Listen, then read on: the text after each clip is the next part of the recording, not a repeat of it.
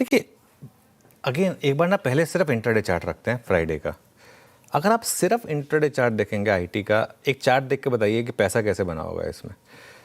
पैसा फ्राइडे को लॉन्ग करके बना होगा, शॉर्ट करके नहीं बना होगा। मैं आपको 2-3 स्टॉक्स दिखाता हूँ। इन्फोसिस का इंटरडे चार्ट देखिए, HCL टेक का इंटरडे चार्ट देखिए, टेक महिंद्रा का इंटरडे चार्ट देखिए, और सबसे इंपॉर्टेंट कोफोज का इंटरडे चार्ट। ये देखिए HCL टेक देख रहे हैं। अच्छा, क्यों HCL टेक और कोफोज और टेक महिंद्रा ने ज़्यादा आउट परफॉर्म किया? क्योंकि ये वो कंपनियां जो कम गिर रही थी और इन्होंने कम से कम कुछ स्टेप्स लेने शुरू करे हैं अपने आप को AI की तरफ लेके जाने के लिए। और यही हमारी उस दिन बात भी हुई थी। एक्चुअली अगर आप देखें तो शुक्रवार को हमने जो बिग स्टॉक में कोफोज लिया था, हमने ग्रीन में लिया था, जबकि पता था कि वो खुलेगा वो भी रेड में, और पूरे दिन भले ही रेड में रहे, लेकिन 1397 पे खुल के 1463 पे बंद हुआ है। अगर आपने 1412 पे भी लिया, मान लीजिए, चलिए 1412 1415 पे भी लिया, 1420-25 पे तो पहले 1 घंटे पूरे रहा, वहाँ से भी 3-3.5% का मूव आया।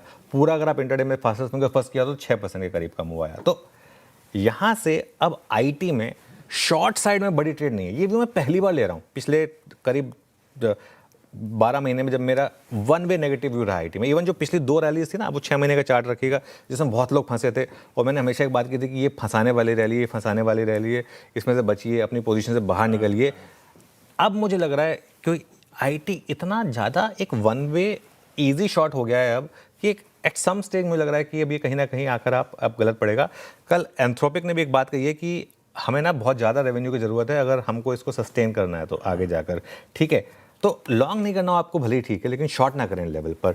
मुझे लग रहा है एंथ्रोपिक और बाकी जितनी भी AI कंपनीज है ना, वो कहीं ना कहीं एक बबल टेरिटरी में आ चुकी हैं, और यहाँ से भले ही आप पूरा सेक्टर ना खरीदें, लेकिन स्टॉक स्पेसिफिक अच्छे मौके हैं।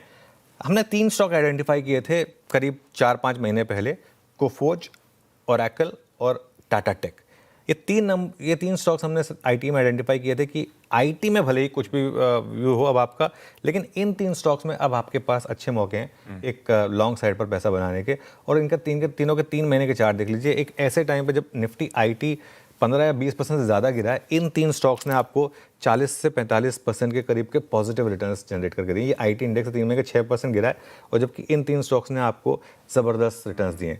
और यही आपकी अप्रोच होनी चाहिए कि सेक्टर स्पेसिफिक, मैं बोला कि सेक्टर में भी पैसा बनेगा, लेकिन कम से कम स्टॉक स्पेसिफिक पैसा बनना शुरू हो गया आईटी में।